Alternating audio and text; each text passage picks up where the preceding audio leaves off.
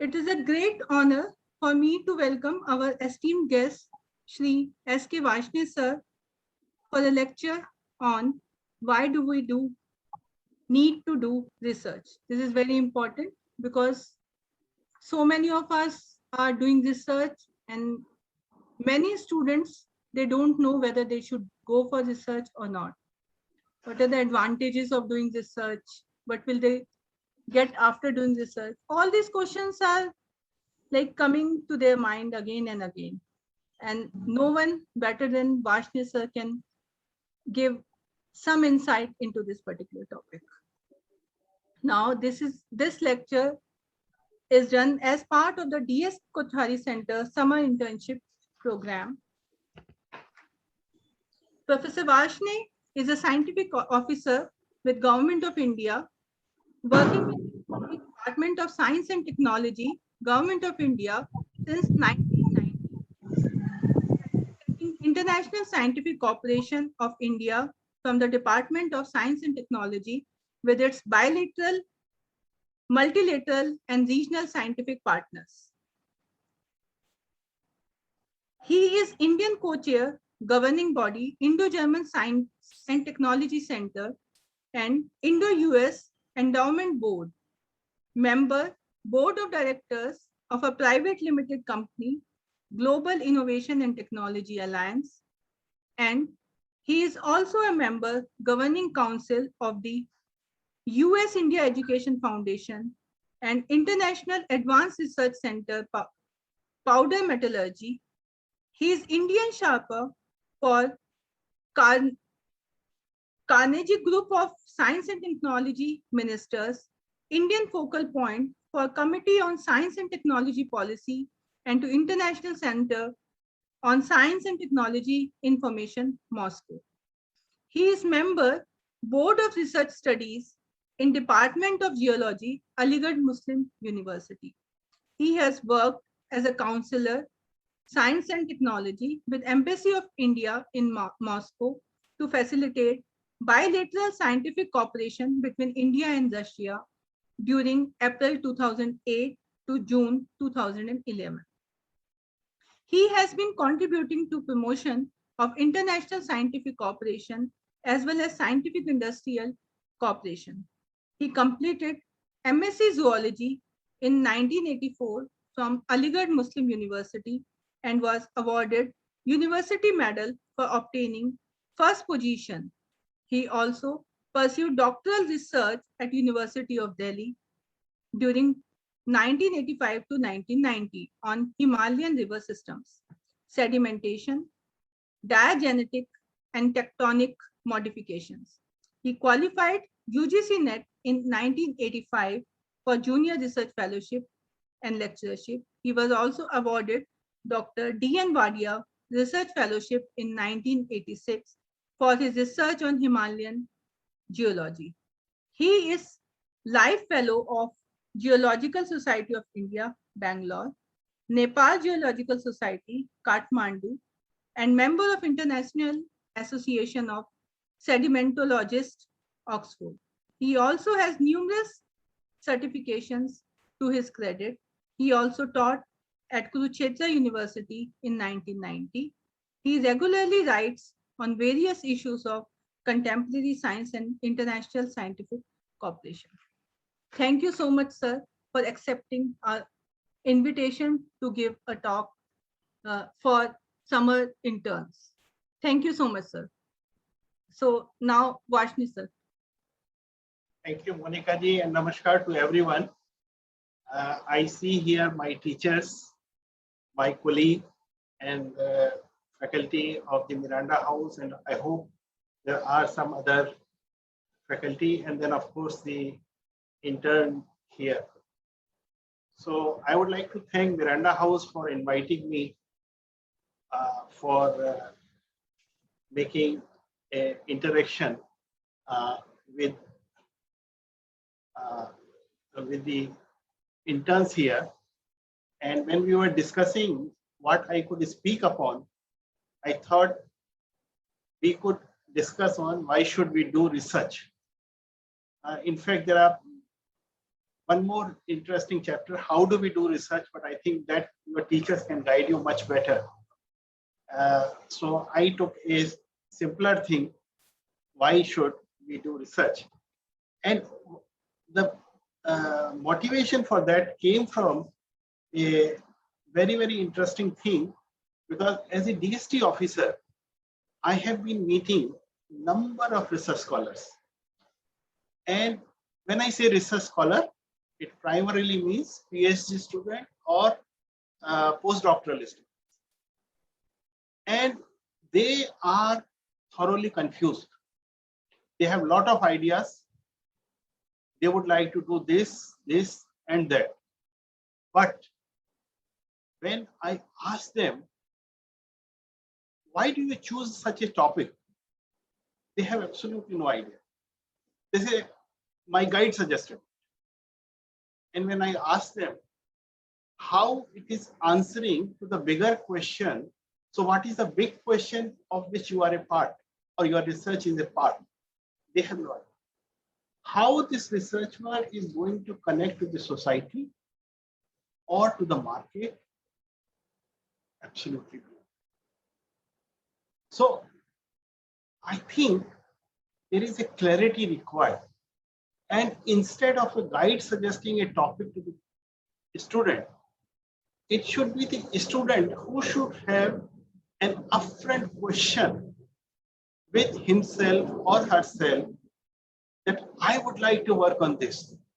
And then if he or she goes to the guide, I feel it would make a difference. Now, we are living in a world which is quite dynamic. So I have taken these two representative pictures, one of a water which is not moving and one of a water which is moving. And idea is that if you get stored, you will get stained. It will stink after some time. On the other hand, if you keep moving, you remain fresh with ideas. जिंदगी चलने का नाम है. अगर आप खड़े हो गए तो फिर आगे बढ़ना बहुत मुश्किल है और आप उसको नहीं पा सकते. So please keep moving, please keep thinking, please keep seeing how we could bring in more and more ideas. And we are living in a competitive world space. Can you imagine how fast the life has become? I hope each one of you will remember the dialogue from the movie Three Idiots. Even to get birth, you have to take a race. And today, if I could just simplify in terms of two products, car and telephone. I hope our today's generation will find it very difficult even to accept that on Indian roads, Ambassador and Fiat single models ruled for more than a decade, 2 decades. Today, each year, car companies come with a different model, with improvement, because they have to constantly improve. If they don't improve themselves, they will not have market. And we have had a second example is phone.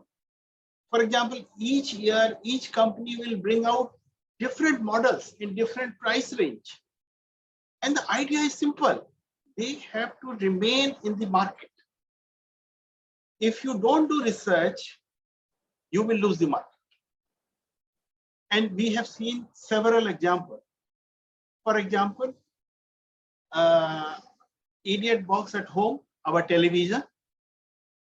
In good old days, it used to be solid state. And then it came the LED. And today we have got much more modern smart TV. And those companies which were making huge television sets are nowhere visible. Nokia, which decided not to make a smartphone, lost out. They went out of market. And they are now taking a rebirth through smartphone with the latest technologies. So idea is each one of us need to remain competitive, need to remain in upbeat in the technology. Otherwise, we will lose the market. And there may be situations when nobody needs you, nobody recognizes you. So like Nokia has come back, but companies like Kodak, which used to make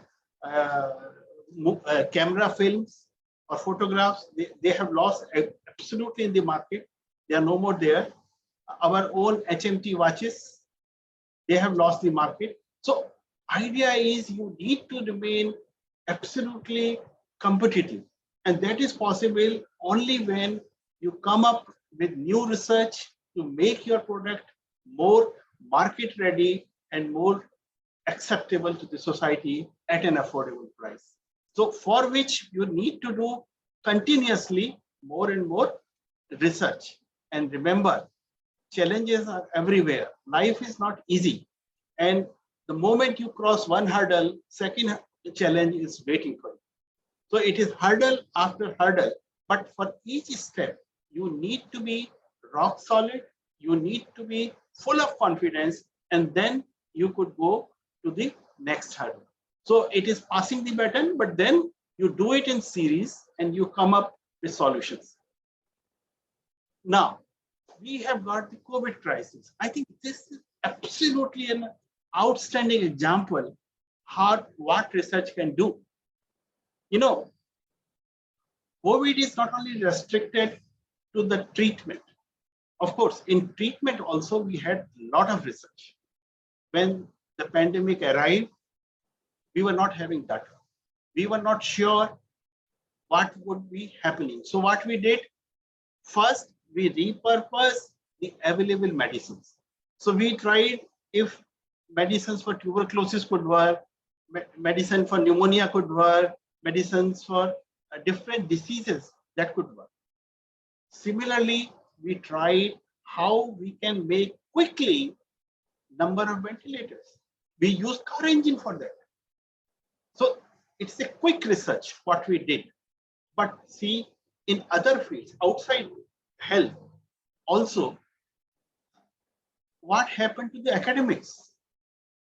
All of us were used to classroom teaching. And each college would have taken pride if they have got 2 or 3 smart classes. And the COVID said, no, everyone should have smart class. What is the problem? And why you need to come to college to take classes? So we are now in a system where each one of us, from a place of our comfort, we are studying, we are teaching, we are doing experiments. Something is missing, and that is the personal touch, the interpersonal dialogue, and the experiments. Because all experiments can't be done on a simulated screen of the computer. Some of them you need to do and learn by hand. That is something we are missing. But if you see other aspect of the COVID, what research has given us, not only we shifted to the smart platform, we started saving time. We are not commuting to our workplaces. It may be college, it may be office, it may be factories. We have stopped that. We are now, so it says something, what Hitler told us, necessity is the mother of invention. And this is what we relearned during the COVID crisis. So we got the challenges and then we started working on those answers. And this is possible only through research. Remember, even in the academics, we were not very clear which platform we will be using. Suddenly, we were reigned with number of meeting platforms. So Zoom came in first and it became very popular. And then somebody said that it has some issues. So number of other platforms like Webex, like Microsoft Teams, and number of other platform teams. Slowly, system started acclimatizing them, standardized them, and now most of the colleges, universities, departments, offices have identified that where they would be working from. So if I could say what is research, then research is looking for new information, new understanding, and new facts. And it is used to solve problems or increase the knowledge. So we should be very clear what way we are going, and we can test theories, make observations, and more importantly, it teaches us to be systematic, organized, and objective. Now, the question is, who are researchers? There is a feeling that only university or college teachers and their students are researchers. But this is not true. All of us are researchers, whether we are doing PhD or we are not doing PhD, whether we are a postdoctoral or we are not a postdoctoral. I give you certain examples. We are researchers right from the age when we start going to school. And what are we looking at that level when we are going to school? We are looking how we are going to commute to school. What could be the shortcuts? How could we pass time? And if we have not done our home assignment, how we are going to explain it to the teacher? These are the research we are doing at the school level. Nobody teaches you. Everybody at that age is original thinker. People come with different ideas. Okay? And each one, because मैंने तो ये बहाना कल बनाया था, तो आज कोई नया बहाना बनाना. I have to be very clear. If I have used one thing today, so tomorrow I'll do some more analysis and tomorrow I'll come up with newer ideas. Okay? People who are handling kitchen, they are researchers. You know, of course, in our home, most of the time, Indian homes, it is the lady, but there are chefs also who are doing this job. And every day they are trying how to make food more tastier than yesterday. How to try a different cuisine. And you know, this is science. This is research. Because they have to use all their experience and new knowledge and try it. And several people tell us advancement of nanotechnology in last 20 years or 30 years. But in India, those who were in Indian kitchen, they have been using it for centuries. We know that various herbs are different when we grate them at nanoscale. And that is how we are making chutneys. Why chutney is an important food item? Because it is grated at nanoscale, it tastes different. Our Vedyas, they were doing exactly the same thing. So they were not giving you the tablets or big thing. They were giving you grated powder because they knew the nano effect of this is different. Now, people in the field, farmers, they are also researchers. They do their research in terms of how to protect their crop from insects, from vagaries of weather, from different like very heavy rains or extreme weathers. So each time they will come up with newer ideas and they will try to implement it. So how to save it from the rodents, how to do it. Worker on the shop floor of a factory, he's also a researcher. So what I'm trying to say that researcher is someone who have got curiosity.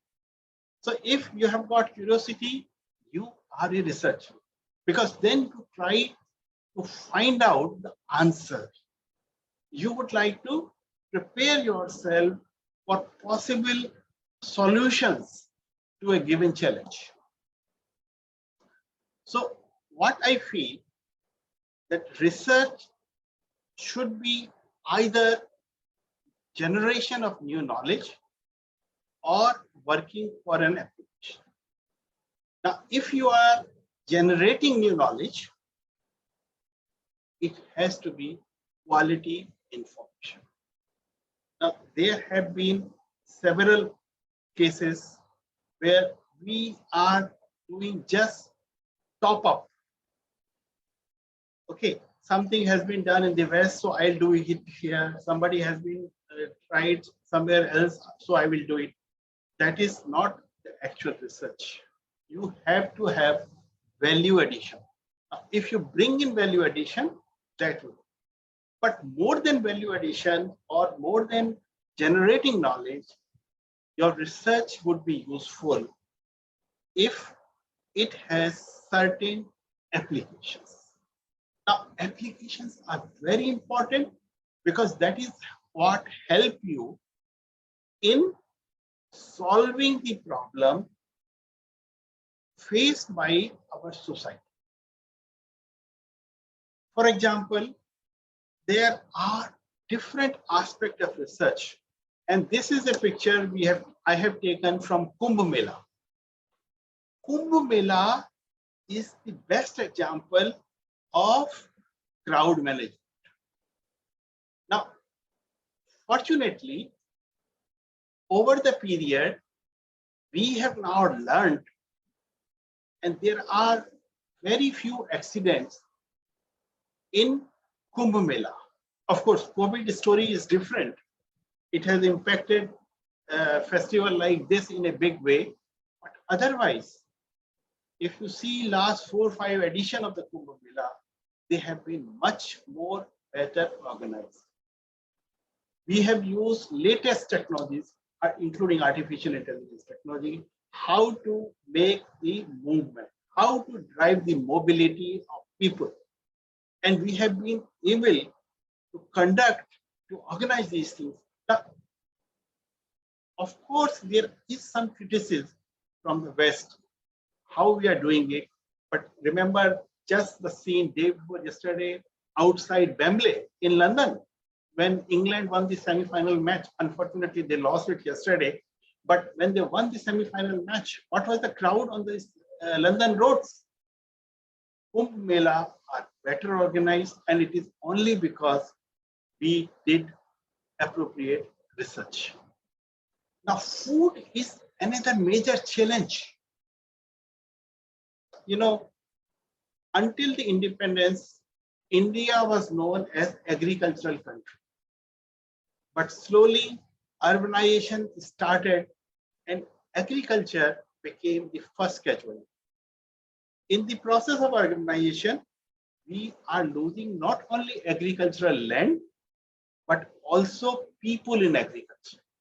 Because everyone wants to work in a factory, in a shop, in a market, supermarket, and we are losing. So what is happening? Slowly, while our population is increasing, we are already 1.4 billion people. Our population is increasing, agricultural land is decreasing, people in agriculture are decreasing. We need to improve our agricultural practices. We need to improve the yield per square hectare. Otherwise, we can't produce food for everyone. We have to beg it from outside. So it is important that we maintain food supply for our citizens and also keep adequate buffer. And for this, we need to improve our agricultural yield. Also, we have to reduce our post-harvest losses. You know, India with nearly 30% of post-harvest losses is one of the criminal countries as far as food wastage is concerned. So we need to make new researchers to see how food could be preserved, food is not wasted, and also we need to grow more and more of food. Another challenge is affordable health. India is home to 5-star hospitals where we are importing patients from all parts of the world for world-class treatment. But unfortunately, that those hospitals are not even approachable by common Indian citizens. So the research we need to do is that how we could bring in more and more solutions which are affordable. We have already started a program on open source drug discovery for tuberculosis. And now India is arguing that even COVID vaccine, so we should open up. It should not remain in the regimen of IP protection. So idea is that we should provide more and more affordable healthcare. And what we are looking for, cheaper devices, remote facility locations. So we are even trying mobile hospitals in remote areas, in hilly areas, so that a lot of screening can be done, if not treatment. So we need to do continuously our research, how to make it more and more affordable. Then we are supposed to meet the energy requirement. Now, imagine the time when we took birth and now, how much electric load each one of us have increased. And today, our requirement of energy has increased many, many fold as compared to the time when we took birth. Today, electricity is not only traditional, but also we are trying to mix with renewable energy. So what we are looking for is that when we get solar energy, when we get wind energy, wave energy, tidal energy, and also through traditional source like coal, like steam, like water, what we are trying to do is trying to make a smart grids. We are trying even to electrify remote villages where transmission cables are not there. Each village should be electrified. That's the mission. So we need some local plant where if natural resources are available, good sun is available, good wind is available, we could create a local station and supply. So here the challenges are not only to maintain and regulate and provide electricity, but also to convert various mode of electricity and make smart grids which could accommodate everything. And maybe tomorrow, already we have seen this in Europe and America, that houses are having some solar collector at their rooftop. So they produce electricity. Whenever that electricity is not consumed by the consumer, it is given to the grid. And in the evening, when they come back from work, they use it, so it starts receiving. So now the new electric meters, the new smart electric meters which are coming, that takes account of both in-way and out-way of electricity. Water. Water is one of the major challenge. Not only quality of water, but also quantity of water. Both are challenge. And we have identified number of challenges associated with the water. Each place, water is different. Although it is colorless, it looks much the same. But then if you see its chemical composition, if you see the viruses it has got at certain places, you will find that it is different. And at several places, there are certain challenges. And then if we talk about the southern India, many of which is hard rocks, and they do not have groundwater up to a very, very long thing, very deep. So we have this challenge.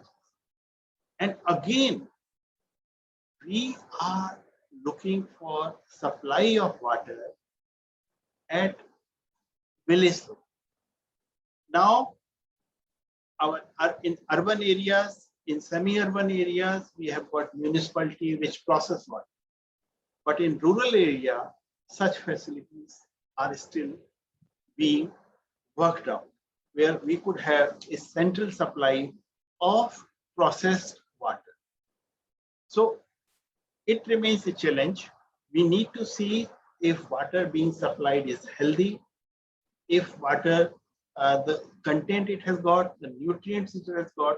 And you know, at each stage, we have got so many companies telling us that water you are taking is impure. So what is happening in most of the urban household, at least, that water supplied by municipality is processed at home level by some filter, by some RO, or some other process. So nobody is taking municipal water as directly good for drinking. There are places, for example, Lakshadweep, which are having all around the saline water. So there we have started with a huge desalination plant, which converts seawater into potable water. We also need to see water in other contexts, like how much water we are using for what purpose. We need to do water budgeting. For example, Punjab, which was earlier a place for growing wheat, now has become a place to grow rice. It gives them more profit, but then it requires a lot of water. And what has happened?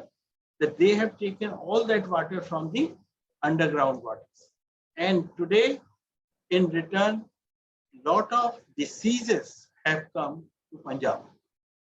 So there is a train, in fact, which goes from Punjab to Bikaner, which is called Cancer Express, because that belt, a lot of people, because of over exploitation of water, over exploitation of underground water, people have got these diseases. So we need to be very conservative, and we need to plan how we could manage our water in time to come. And then navigation or transportation.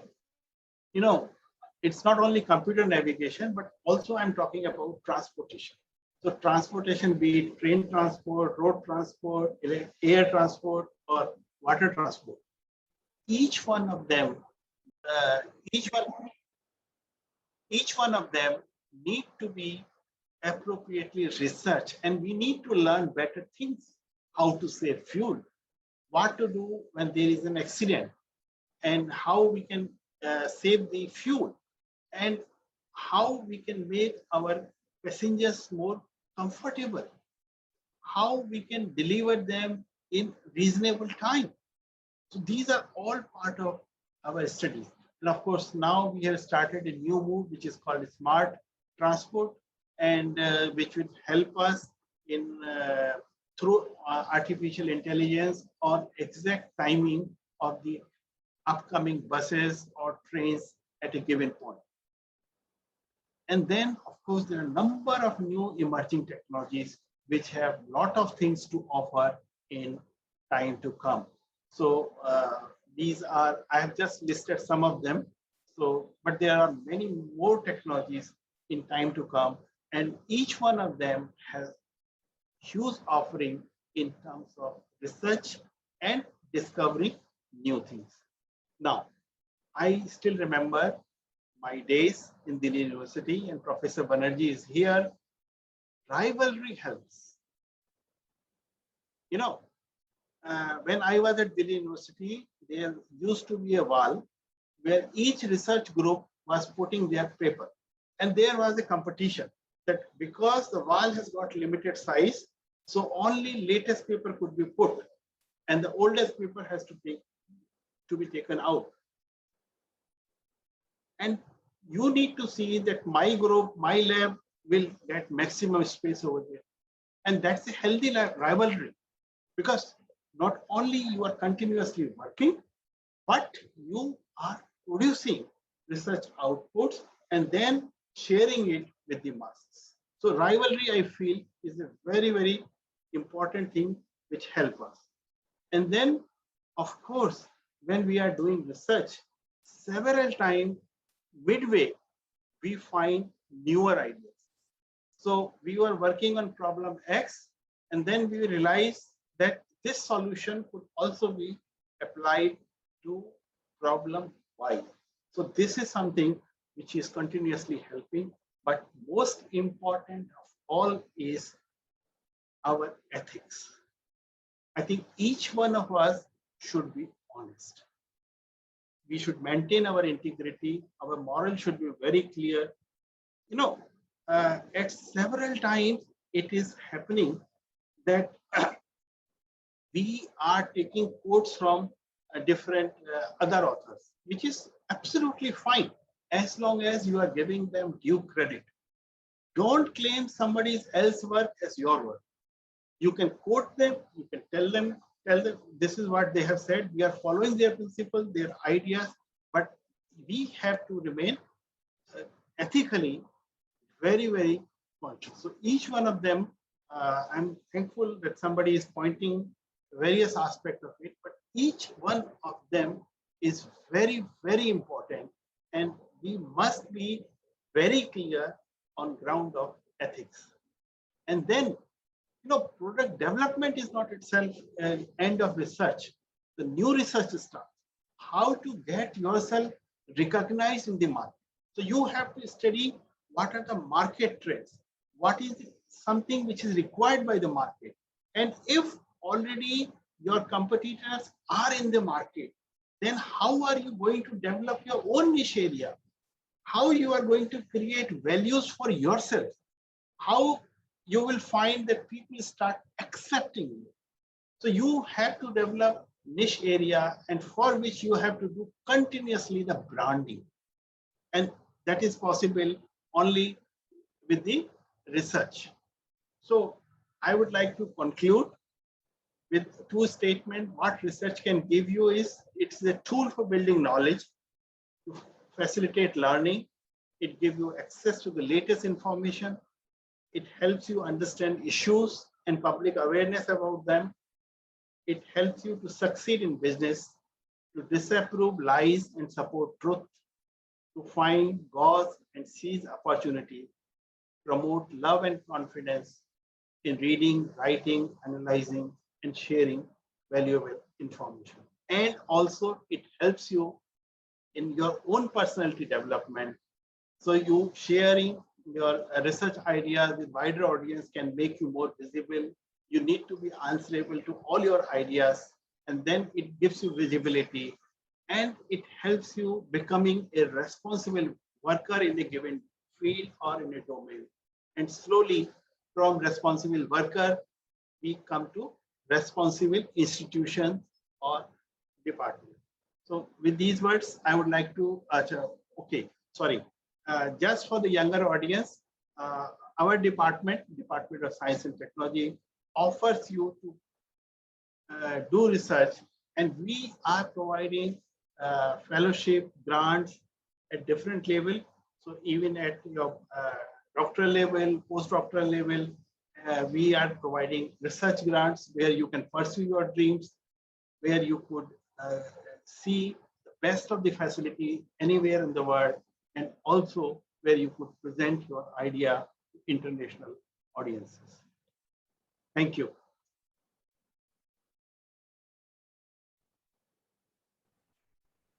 Thank you very much, sir. Now I request our principal ma'am, Dr. Vijay Lakshmi Nanda, for saying a few words. Thank you, Mr. Varshney. It was an enlightening presentation, introducing us to the need for research and also bringing in a passion for research. I must say that Dr. Monica Tomar has been a leading faculty member here, but she's also a role model in terms of research, because she not only inspires the students, but she inspires other faculty members to go forward in the path of research. So I think by your presentation, you have brought in various very important points. One of the significant points that you have brought about is the implications of research. What will my research lead to? And the other important point that you have spoken about, which is very important for this particular audience to understand, is the idea of ethical research. Research for research's sake is not important. It should have a policy implication. It should have an implication for society. It should be quality research. And at the end of the day, if it is not ethical, it does not really matter what kind of research you do. So you have enlightened us very well, sir. And we in the college are working on various ways to kind of contribute to this and be a part of whatever activities that the Ministry of Science and Technology is doing. I just saw that there will also be a science and technology university. So we would see what are the ways that we can be associated. We would be very happy to. And as part of the national education policy, we would like to look at internationalization also, and whether our research skills can be enhanced. How can we link up the young students who are being introduced by this excellent workshop, which was designed for a long time. It's a legacy of Miranda House, looking at flavors of research. And number of our alumni have become researchers due to this exposure. So thank you for this exposure. Thank you for sparing your time for us. And namaskar for doing this. And I wish you were in the college. We would have given you the honors of giving you our college planter and mug, and it would have been such a vibrant environment here. But I hope we can do that soon, because it is only through science and technology that we will recover and we will be back. So I think the credit will go to you, and so that we can be back in the human environment of Miranda House. So thank you so much, sir. Thank you, Dr. Tomar, for organizing this. It was an excellent learning experience, even for me. Thank you very much. Thank you, madam. It provided me an opportunity to come back to university, even though virtually. And Delhi University is my own home, so I feel so excited coming back. Thank you. So now I think we can take some questions. So one student has asked, sir, can you inform about international programs being offered for UG students by DST or other authority? Let me first congratulate Sanjay Varshney. He is my former student in Delhi University. Sir, not former, you are a student. Yeah, okay. It was an excellent talk, and there is a small correction which I would like to make on his research, his ideas about here. That research is not only for societal benefits. Research can also be just because of you wanted to know something. So there could be sort of a just for knowledge sake. Because the pure research, pure science, which will, the results of which will not be observable by common man, but will have a long-term implications. So this both has to go side by side. Thank you, sir. But I said it that knowledge generation is one of the important aspects of research. Yeah. Thank you. Wonderful. Yes, sir. You said that. You said that. Yeah. Thank you so much, sir. Thank you, sir. Yeah, so responding to the questions asked by Siddharth, at undergraduate level, we are not having many schemes, but there are some internship available. So Indo-US Science and Technology Forum, which is an organ supported by Department of Science and Technology, provides limited internship at in US. For biotechnology and engineering graduates. We are encouraging graduate students to demonstrate. First thing I must say that program which we are running from Department of Science and Technology are limited in reach to science and engineering students. So that is the restrictions. Other discipline we cannot take care of, but what we are trying that we are providing them exposure in various international fairs and exhibitions. We are so through besides the exposure, we are also encouraging them that in case they have got a publication accepted in an international conference or workshop, they could go there and present their idea. We are organizing meeting with Nobel laureates, which are cyclic in nature. So 1 year physics, 1 year chemistry, 3rd year medicine, and 4th year mix. So we are inviting students to interact with Nobel laureates each year. So we are taking about 30 candidates at all levels, graduate, master, doctoral, and taking them for exposure. And we are also, but I think that is all at the graduate level. At master level, of course, we have got much more options, but at graduate levels, we are limited. But still, I would recommend that a candidate may visit the website of Ministry of Education Scholarship Cell. So our Ministry of Education has signed agreement with number of countries, and they are providing full-term support for doing various courses abroad in partner countries. So it is not open canvas. They have some identified partner countries with whom, where the student could do some courses at master level and doctoral. Okay, thank you so much, sir. So there's another question, sir. Is there a government site which gives all details about scholarships, grants provided by DST? Because at times we don't know what grants are available and what are the requirements to avail those grants. I would recommend this candidate to go to our website dst.gov.in, and at the bottom of it there is a connection for all scholarship being offered by Government of India, any department. Okay, thank you, sir. So there's yes, sir. Yeah, could I ask one question? Yes. Yes, sure, Please. sir. Sure, sir. Dr. Varshney, thank you for coming to Delhi University. It's a bit unfortunate that we cannot meet face to face, but the next time probably we should come again. My one question was, I mean, I'm very impressed with the two examples of Kodak and Nokia. Yes, at one time Kodak was a household name, but it doesn't exist anywhere. So that is the power of innovation.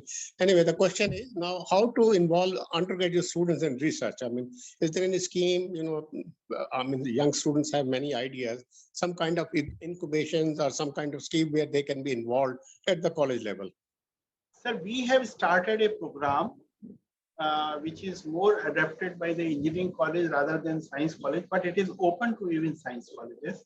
And this is called NIDHI, National Initiative on Development and Harnessing of Innovation.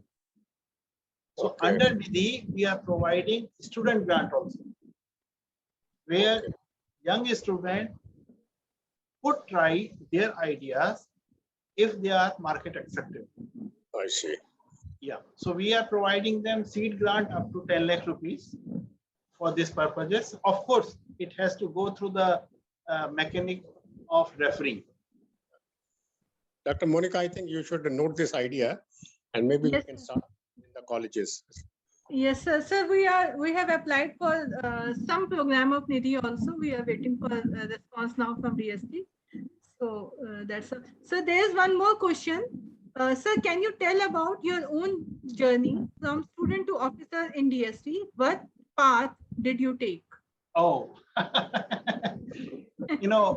it's a different word. When you are in university, you are specializing. Your focus field become narrower initially at the student level. And when you start growing up, then of course you start answering the bigger questions. So you are looking everything at a very, very micro level. You want to go into detail of those things. But as an officer of the department, we are looking things at macro level. So we are seeing what various universities are doing, where are the gap areas, where we should encourage new research, where are our competitors, what are the areas we would like to reach, but because of our current knowledge, we are not there. So how to bridge that gap? So these are the challenges which we are facing at the Okay. Thank you so much, sir. Is there any other question from the audience? So in case there are no questions, we would like to thank you, sir. Thank you so much for sparing time and giving so informative talks. the most important aspects of human life, healthcare, energy, and water, all are covered in this. And we are really thankful to you for giving, sparing time from your busy schedule and sharing your experience with us and giving such a informative talk to us. Thank you so much, sir. Thank you. Namaskar to everyone.